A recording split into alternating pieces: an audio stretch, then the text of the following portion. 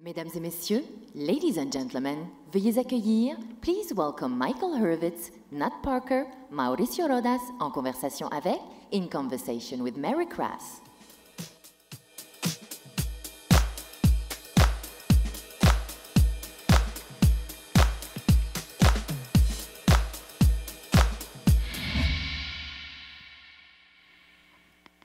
Good morning, everyone.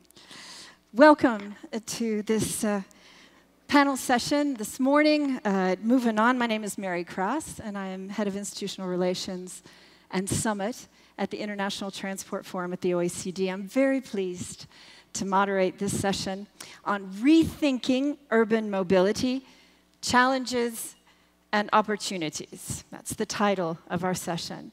We're living in a time of unprecedented change in the way people and goods are moving around. That's why we're here. That's why we're here in Montreal at this time. New forms of on-demand mobility, such as app-based ride services, transport network companies, shared taxis, the bundled services and mobility as a service, the arrival of the electric scooter. All these, along with the ever-advancing prospects of automated vehicles and that of drones for rural and remote delivery services, all of this offers a very compelling set of new mobility options for urban areas. But these on-demand personalized services and the technologies on which they are based will only provide benefits to society if they're envisaged and operated at the service of larger policy goals, including the environment, safety, better access to jobs, public services, healthcare, leisure activities, and if they are easy to use for all travelers. So while there are incredible opportunities to be had, there are incredible challenges as well, hence the title for this session. And in the next 45 minutes, with our very distinguished panel of speakers, we will be exploring these opportunities and challenges with you. Now, after our panelists have a chance to share their experience and their perspectives, I'd like to turn the floor over to you for some questions. Now, what you need to do is use Slido. And so please, as of now, submit your questions through the event app Click. Okay, so as we're going through our discussions with our panelists, if something strikes you that you would like to ask, please go to Click and enter your question, and hopefully we'll then have a chance to explore that question with our panel. And now the panelists I have the distinguished honor to introduce are, to my immediate left, Michael Hurwitz. He is Director of Transport Innovation at Transport for London. Michael has spearheaded the UK's national programs on electromobility and automation, and is very much committed to ensuring that technological advances enhance benefits to society. Michael, welcome to you. Next to Michael is Mr. Mauricio Rodas. He is the former mayor of Quito, Ecuador. He is also world co-president of United Cities and Local Governments Organization, and very much engaged in the global dialogue on climate change through the boards of the Global Covenant of Mayors for Climate and Energy, C40 Cities, and ICLE. Mauricio, welcome to you. And on the far left over there is Nat Parker. Nat is CEO of Moovel, North America, which is now a part of Daimler and BMW's joint mobility venture, Reach Now, and that's in the process, I think, of coming to fruition. And so, Nat, thank you so much for being with us. So welcome to you all, and welcome to you all. Gentlemen, to get started, I'd like to ask you to please, in 2 or 3 minutes, just set the scene for us on how you and the organizations that you serve are perceiving and integrating this time of change in mobility and transport. So, Michael, I'd like to start with you. So how are things playing out in London? What are the challenges that you are encountering in bringing to life the Vision Zero and Healthy Street initiatives that London has? How is that happening with this new mobility landscape that is sort of drawing itself out in urban areas for you? Thanks, Mary. you asked me about the challenges, and I'd put them into two buckets. Okay. So the first is the stuff that we know about the future. And we have a mayor's transport strategy that really targets us doubling down on active travel, walking, cycling, and public transit.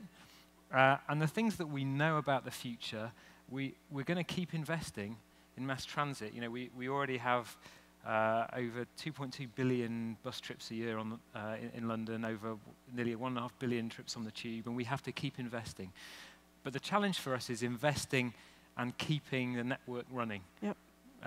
Every day we are people are reliant upon us for doing what they need to do, and we can't let that stop. Right. Also, the policy framework we know about. You know, we launched in April our ultra emission zone. You know, we have an air quality issue. The mayor is a very, very strong advocate that nobody deserves to have dirty air, and we have to address that. We're going to expand that zone in a couple of years, and the challenge for that is taking people with us.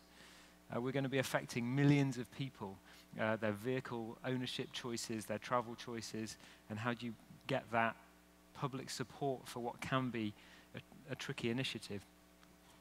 But that's the first bucket. The second bucket is the new mobility world, where the future is uncertain. Micro-mobility, little further ahead, autonomy, driverless cars, ride-sharing.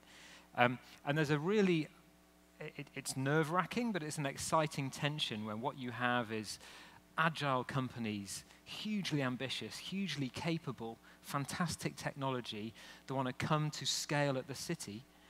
But we have a series of responsibilities to make sure that it works for everybody. And that's where you have a tension, and that takes different approaches where we have to try and have a dialogue, create a dialogue. I'd like to argue that the era of launch and defend, where somebody comes at scale and we pick up the pieces afterwards, needs to end. Right. And that requires different approaches, but in a way that's the most exciting challenge of all. Great.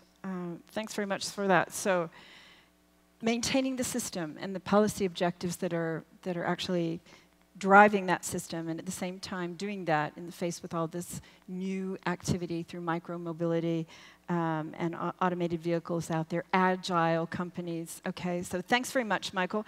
That's how it's playing out in London a little bit, and we'll come back to some of those points. So maybe I would turn next, and we'll stay sort of with the public authority, if you will. Mauricio, I'd like to turn to you. That's what's happening in London. So what we'd like to hear now is what's happening in Quito. With the arrival of new mobility services, or not. I mean, you have spearheaded the development of the first metro line in Ecuador.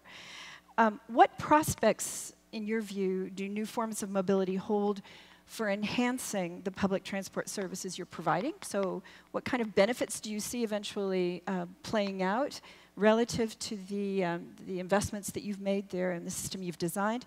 And what tensions are they creating, or could they create in Quito? Maybe set the scene for us a little bit in South America. Thank you, Mary. Well, you know, I run the city of Quito for a 5-year term. Actually, it is today 3 weeks after I finished my term. Congratulations. So yes, I am a relieved man. Yeah? So we focused everything we did during those 5 years on the climate change fight. Okay. We had that concept as a transversal axis of everything we did. Okay. So when we started running the city, we measured our emissions, and we realized that 56% of our CO2 emissions came from our mobility system. Yeah. So we decided to focus our efforts on that, on changing that situation. That's why we decided to build our first metro line. We started the construction of our metro in 2016. Now we are having our first trials. We are about to finish the construction of the metro. And it has been a very interesting experience because it's a project that, even though it's very complex, we have managed to do it on budget and on schedule, which is kind of not very common for this kind of projects. No, congratulations on that. Yeah. And we managed to do that because we had a very interesting architecture for the project, in terms of having 4 multilateral banks financing the project simultaneously. We have financing from the Inter-American Development Bank, the World Bank, the Latin American Development Bank, and the European Investment Bank. All of them work together, not only funding the project, but also overseeing it in terms of technical, financial, and legal aspects. So I think that was a very interesting experience. Now, of course, this will change the whole mobility system in our city. This might not sound very surprising for developed countries, but for us, it's really big. Yeah. It will transform the whole urban dynamic in a number of ways. And the metro is not an isolated project, but rather it will become the main axis of our integrated public transportation system. We also have five BRT lines, which will complement what the metro will be doing, and also we have expanded our pedestrian-only lines, only streets, as a way to keep on fighting climate change. So I think that now the challenge will be how to operate this integrated system in an effective way. Great.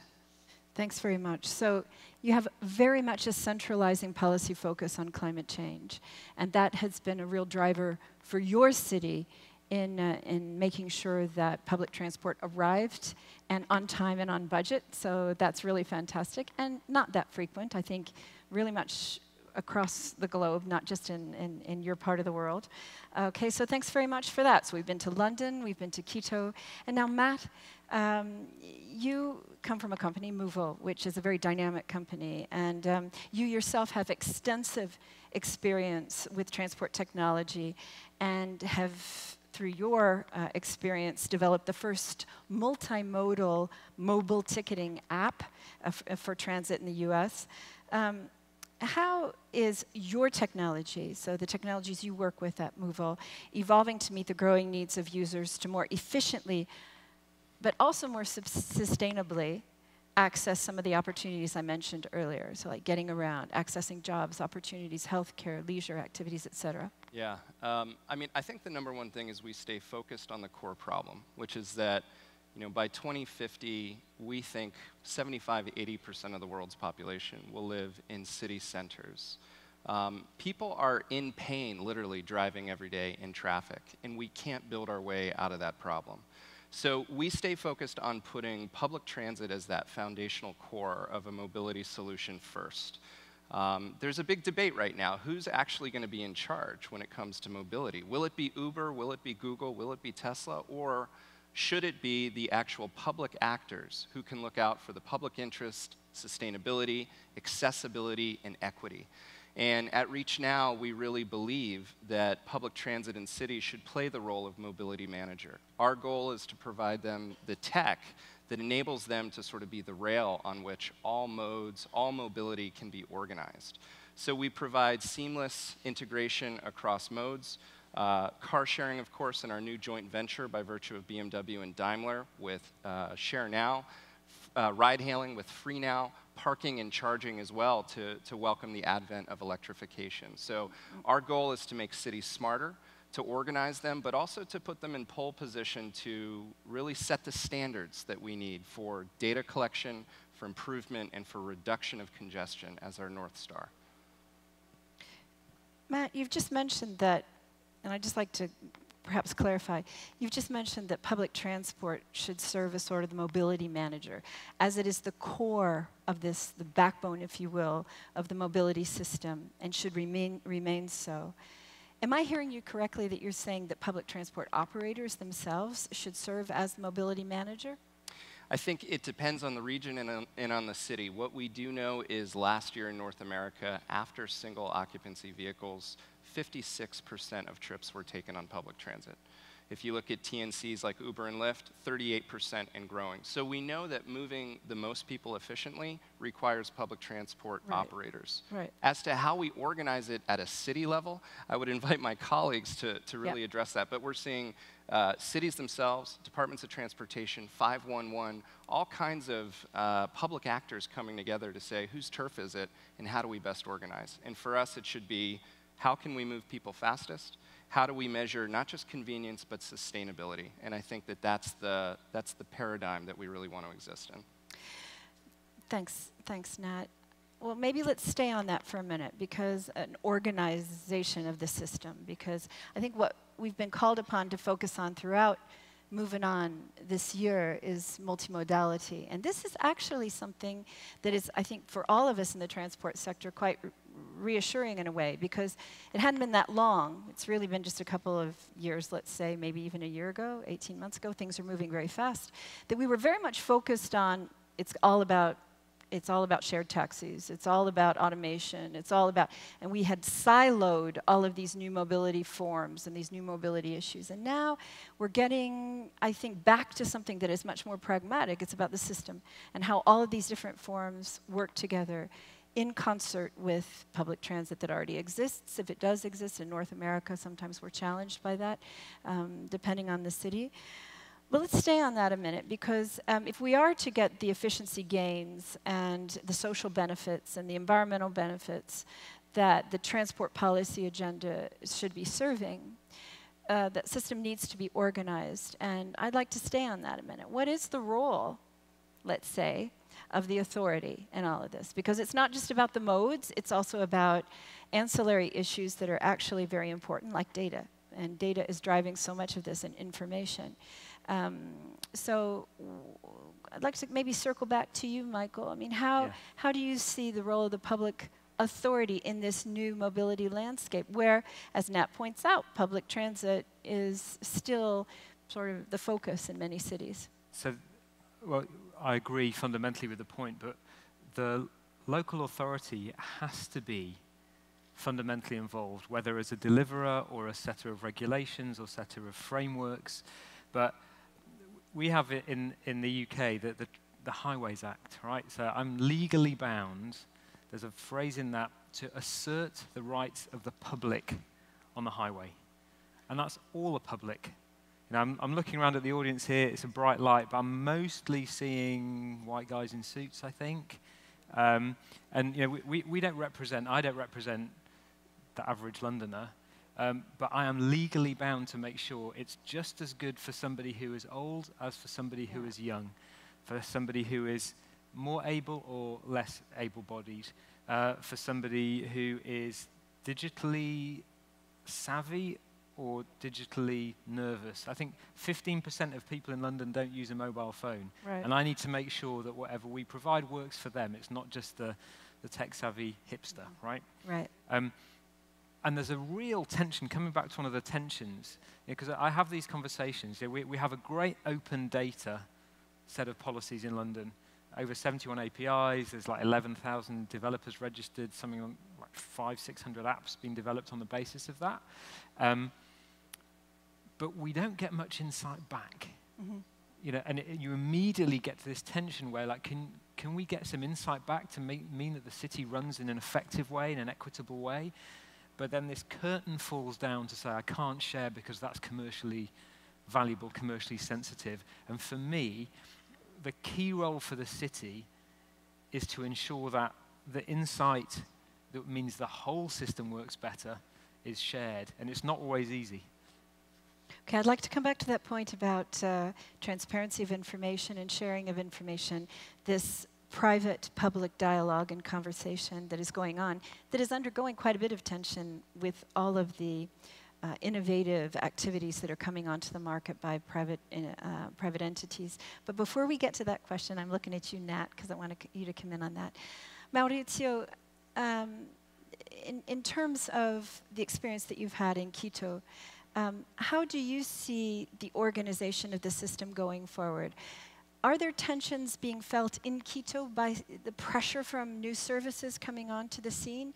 How do you see that they can actually enhance what's there in Quito and maybe represent some challenges to the system as well? Yeah, of course. As I mentioned, the big challenge right now is how to operate this new system in an effective way.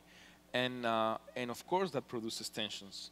For example, with the bus drivers, we have to redesign the whole routes of public transportation in order to nurture the metro system in an adequate way. So right. I think, of course, that produces tensions. Now, I would like to mention something that I think is key. 70% of CO2 emissions in the world are generated in cities. So if we want to fight against climate change, we need to do it in cities. It is in cities where the fight against climate change will be defined. So if we agree about that, then we have to come up with ways to make sure that cities have enough resources to develop the kind of projects they need to in order to fight against climate change in an effective way. And that's really difficult, that's really hard. We should redesign the whole international architecture financial system in order to make sure that cities receive enough resources. And that poses a real challenge because in most cases, cities need, for example, national guarantees to access multilateral development banks funds. And sometimes that's very difficult to get because of political reasons. Yeah. Not always there's a good relationship between the national government and local authorities. So sometimes, actually that happened to me during my first 3 years in office. So that's a big obstacle for cities to get enough resources in order to develop these kind of projects. Right. If we want to pursue a sustainable mobility system. And when we think about private funds, you mentioned the relationship between the public and private sector. There's in many places, in many countries of the world, particularly in Latin America, the public-private partnerships regulatory frameworks are very confusing. Yeah. Very, very complex and very hard to develop. So we should also revise that in order to improve our regulatory frameworks in order to make easier the participation of the private sector in developing projects at the city level. And I would say this private-public sector conversation and the contracts sometimes on which they're based are confusing, not the least of which because they're operating in an environment of great uncertainty and transport investments take place over very lengthy periods of time. So when you've got uncertainty and long-term investments, there's clarity is needed. And one of your, I'm looking at Nat now because how do you see the private sector, so companies such as yours that are out there that are really working to provide the kinds of mobility solutions that you said very clearly were so imperative in the current environment that we have where we've got so much concentration in urban areas and that growth is going to continue. How do you see this conversation between the public authority and the private company dynamic that's out there? You've got objectives of your own, which, and when I say you, I'm talking about private entities such as yours, about scaling up, both in terms of geography and in terms of modes. So even this morning at the opening session, I heard the words cooperation, collaboration, partnership. Absolutely, it's at the core of what we need to do. So I think partnering with progressive cities who want to get things done and finding a technology provider like ReachNow to enable those goals is absolutely key. But the reality on the ground is that cities continue to be excellent laboratories for innovation, but they still have issues with creating scalable solutions. And that's one of the frustrations, I think, in our business. We may build one solution in one city, but to expand that to multiple other cities requires not just a rigorous and lengthy tender process, RFPs, but also often bespoke requirements for the solution itself. And if you look at why that is, you look at the role of consulting in creating scopes of work that are really over-engineered versus saying, let's find the right partner. Let's think about the top 3 things we want to get done and nail as part of this, and then provide some flexibility to develop jointly in a more agile context. And so I think we're seeing movements in that direction, but cities themselves need to think about adopting common frameworks and common standards where if I go to one city, I can introduce ticketing just as easily as in the 10 other cities that I've done in the past quarter. So we have a vision at ReachNow of creating open standards for mobility. Why should the tariff structure or the fare catalog in London be entirely bespoke from Quito, from Portland, and from other places? Why can't we write to a common standard that allows more competition and more innovation and speed to market? So public-private partnership is key, but we have to unpack some of the legacy politics and process that is driving, I'd say, the delay. Michael, I want to turn to you immediately to react to that. So there's perhaps a slight frustration in that while cities are the mobility lab,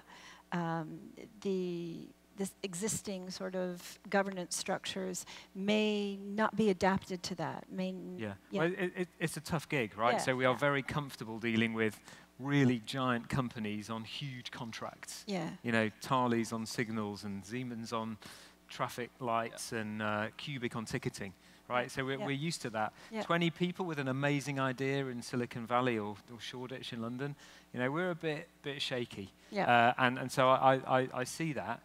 One of the things that we do, as London is, again, relatively, it's a very different environment to some of the South American cities, but we're already starting to move towards that co-creation approach. So the ticketing system that just went in to New York this week with Cubic, that has some of London's IP. So we're trying to kind of take that out to the wider system. I don't know if you got to compete for that one, but you raise a really important point, and I've seen this, and it pains me, is that if we reach out, the traditional approach is like a hackathon, right?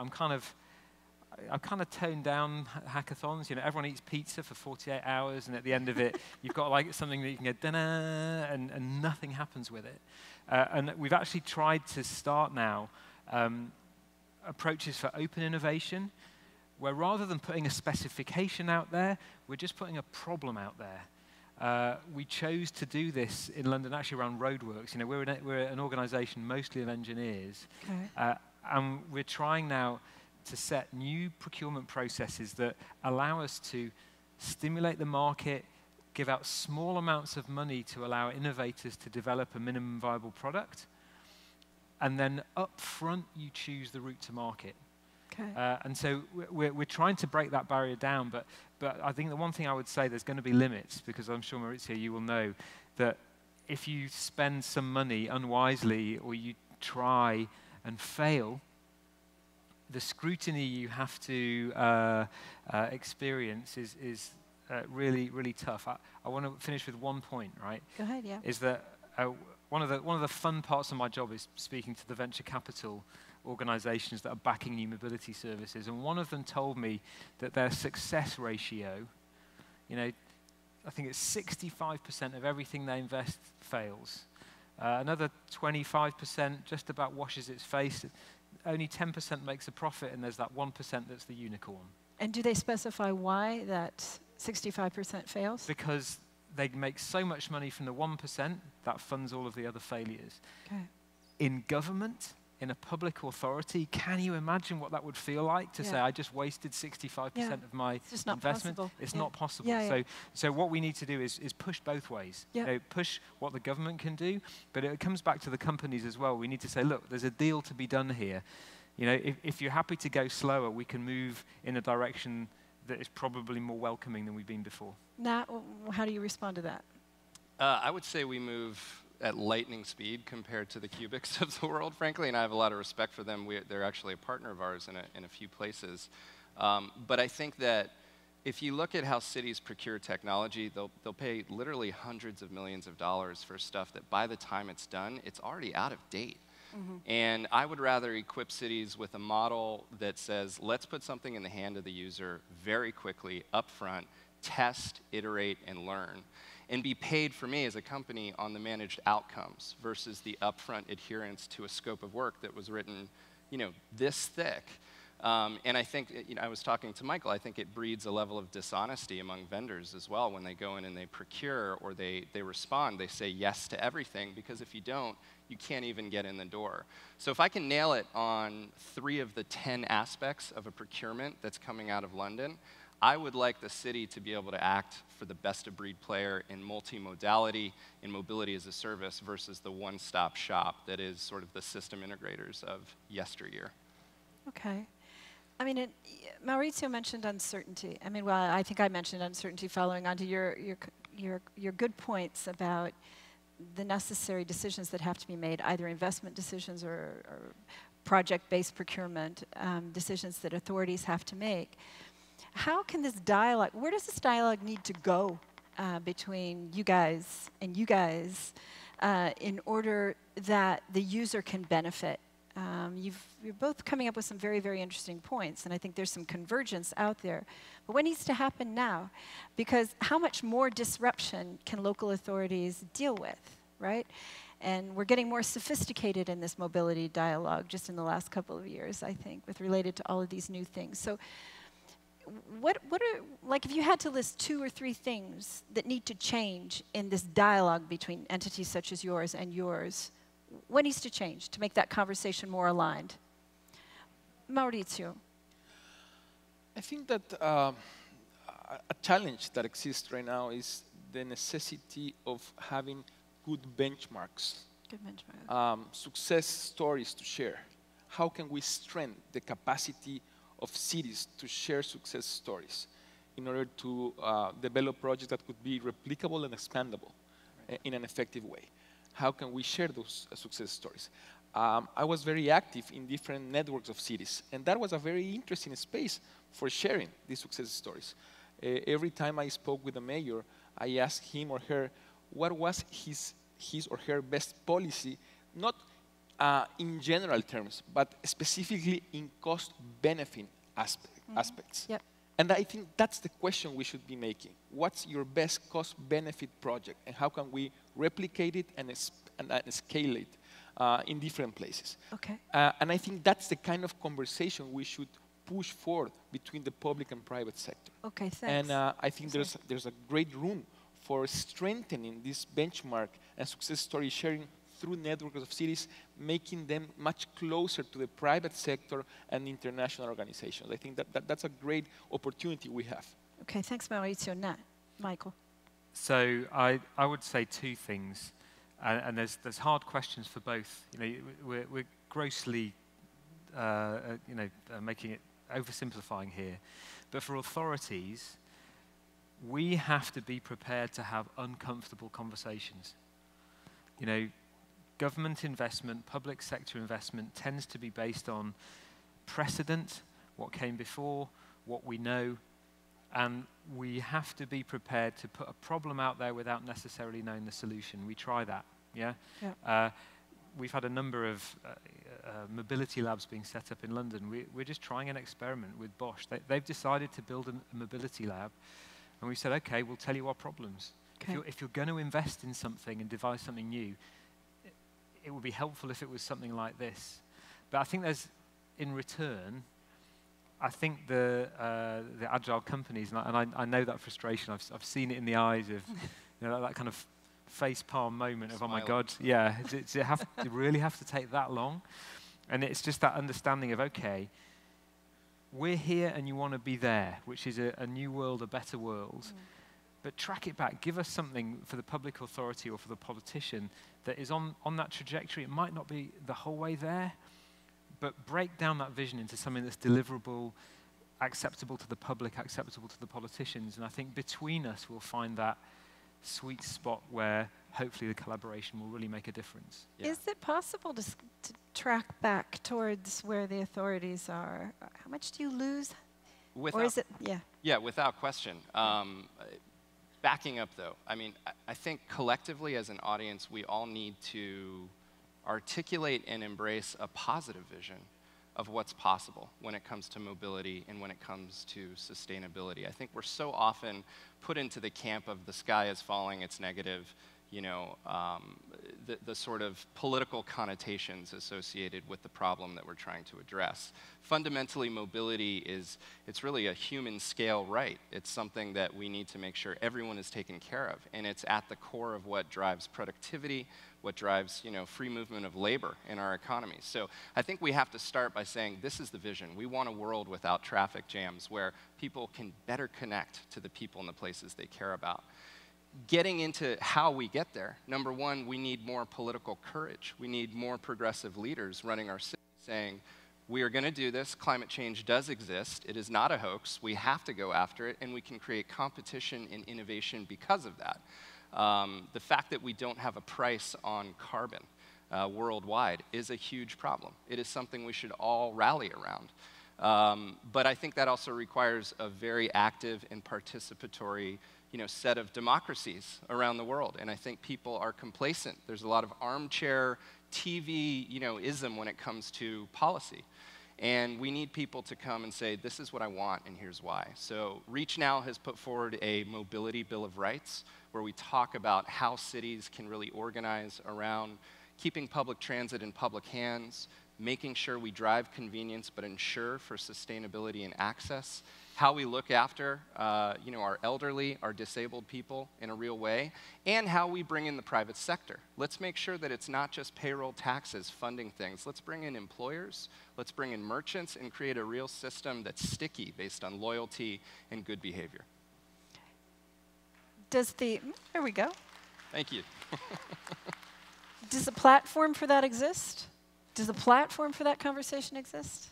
I think holistically, I haven't seen one that's there from soup to nuts, as I said before. I think there are components of that platform that exist very well today. Reach Now's aspiration is to be that technology with our public partners being in the lead to drive the conversation and really bring the actors together. But I think you scale at the payment and the data level first, and then you bring in all the actors to say, how do we go after the problem, and how do we pay you for managing the outcome of reducing congestion? Point people towards the North Star, and let's pay them for helping advance that goal. Okay. Clearly, the conversation between authorities and the private sector, that's one aspect that needs to evolve as we move forward, and that's, I think, one of the outcomes of this discussion. Thank you all for that. Now, I'd like to turn to the audience. The audience has asked a number of different questions, and I'd like to then choose one from, these are all excellent questions.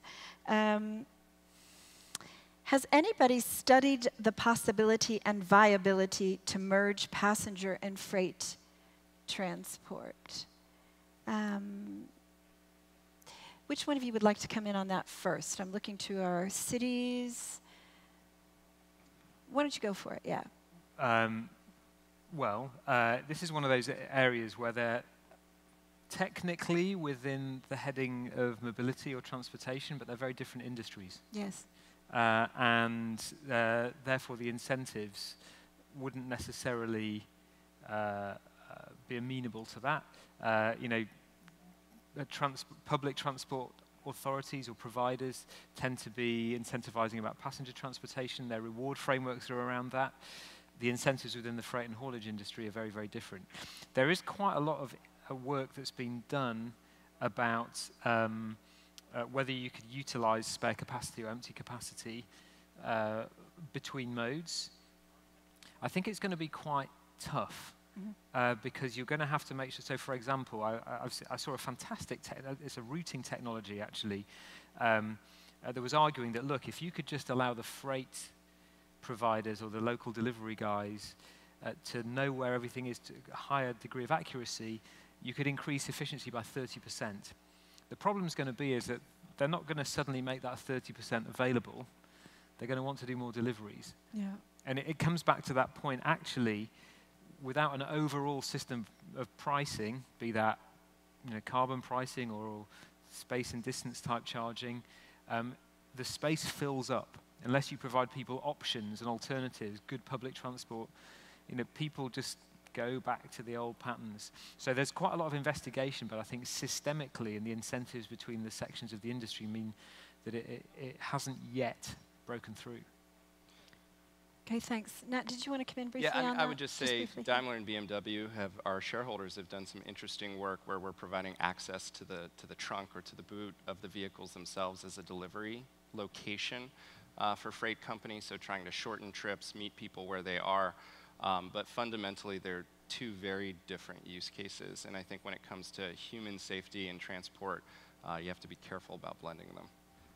Okay, that's a whole vast area. I know we have examples where some on-demand ride services are actually already engaging in freight deliveries in cities. But I think those are excellent questions that are raised there. Just so that we can have a few more questions brought to our panel. One here, or it has disappeared from my screen, was dealing with, hold on just a sec. I just need to scroll down and find it again. Yes, here. While talking about multimodality relative to operators, and a concern for data privacy. This is coming back to that transparency question. Could we build a global, shared, secure user identity that is really user-centric? You're just nodding. Does anybody want to come in on that? Nat, do you want to come in on that? I think to say, can we, who's the we in that question? Who builds that? Can we? You trust them as an actor, fundamentally. Yeah. We have a concept that we've been playing with, we call single sovereign identity, which is the idea that, we've looked at blockchain as one mechanism to help achieve this, but how do you put all of the data behind my use as an individual across transport modes in my hands? And I can unlock and share that identity and that use if there's something of value that's coming back to me. I think fundamentally we all have to look at users and data in a shared context. We still fight with mobility providers and cities who say, this is our user, this is our data, it's not yours. And we're trying to say, some of that's true, but some of it's not. We think it's a shared user, and we should have a central framework from which all of us can benefit to improve service, reduce congestion, and provide the convenience users want. Getting there, though, I really do think it requires a public entity to help drive that conversation. GDPR adherence, of course, helps bring that one step forward. There are other efforts, certainly here in Canada, to do the same. In the US, we're pretty cavalier when it comes to data, but I think we're going to see a change. I think that's backfiring with the likes of Facebook's recent movements and even the regulatory moves against some of the tech companies in the US recently. Yeah, I'd like to come to you, Michael. I mean, GDPR is, of course, changing the way things operate in Europe, for sure. This is the data protection rules that are now very much in place in Europe, and it's perhaps different in North America. How do you see that question, Michael? Well, yeah, I mean, I think it's very, very hard to deliver. But if you take the example in London of contactless payment, your data, your identity kind of is your credit card. You just tap in and out. What we do as the authority is we make sure that it's capped. So, the number of times you tap around, you're never going to pay more than a maximum amount. You'll never pay more than the travel card. So, I think there's things that we could all do that puts the customer at the center of it. And actually, your payment mechanism, that's your, in a way, one step towards making your ID available. Okay. Thank you for that question to the person who asked that. One last question, and then I think we're going to have to move onward. But this is related to resilience in the system. And I think as we see a multiplicity of actors coming into the transport system, the ownership of which is perhaps more diverse, the question of resiliency in times of disruption of any kind comes to the fore. So one question is, how can we can you develop more resilient public transport systems? And this in the face of floods, so extraordinary climate activity, energy supply problems, accidents, terrorist attacks, all of this, of course, unfortunately, is a part of our world at this time. How does this new mobility system respond to the question of a need for more resilient infrastructure? I don't know, Mauricio, do you have some ideas about that? Certainly with regard to climate. Over to you. Well, I mean, that's a key challenge. We are witnessing more and more severe natural phenomena because of climate change. And the mobility system should be thought about being an aspect to overcome that threat, obviously. And I think that the challenge is how to develop technical capacity on the part of cities to develop such mobility systems. And of course, when we think about London or even Quito, we know that there's a big, institutional capacity scheme in order to develop this kind of project. But when we think about intermediary cities, they are not able, very frequently, to develop this project because of the lack of technical capacity. So how can we also foster that? I think that's a key challenge. And once again, I think that the private sector, international institutions, developing banks should be all work together in order to level the field of technical capacity on the part of cities to be able to respond to increasingly severe natural phenomena because of climate change and the need to go ahead in a resilient way. Okay, great. Thanks very much. Would either of you like to come on the question of resilience? Are we good with that?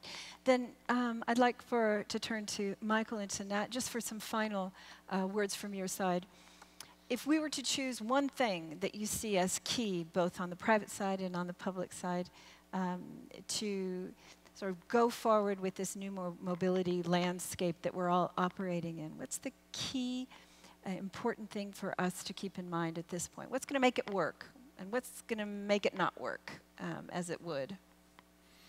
For me, don't think it's just mobility. It's about a vision for the city. You know, mobility is a means to an end. There are some people that like driving still, like driving around, but if you're in a city, you're probably not doing it for the fun, you're doing it for a purpose. Mm-hmm. I think for me is keep really central to your planning the purposes of the people, the visitors, the tourists, the businesses, people of all socioeconomic categories, all levels of ability, all ages. Put them at the heart of planning, because it's their lives that really need to be supported in the way a city runs. Okay, the traveler at the center. Nat, do you have I fully agree with Michael's take. I would just say open the playing field for multiple players, have open standards with respect to data, with payment and interoperability across modes, so that when we do nail it, it's scalable and it's something that other cities and other users can benefit from. Mauricio, any final words from you? Sustainable mobility should be a key tool for urban planning. Yeah. Okay. With a medium and long term perspective, I think that's absolutely key. Okay, wonderful. Thank you all for your questions. Thank you, distinguished panelists, for sharing your perspectives and your experience and your confidence. And I think we've moved forward our identification of challenges and opportunities in this new mobility landscape to the extent that we could in 45 minutes, or 47. I think I went over a little bit. It's up to me now to invite you all to thank our panelists.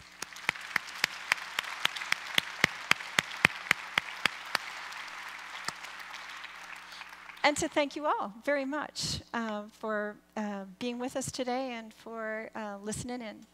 Onward we go. Merci.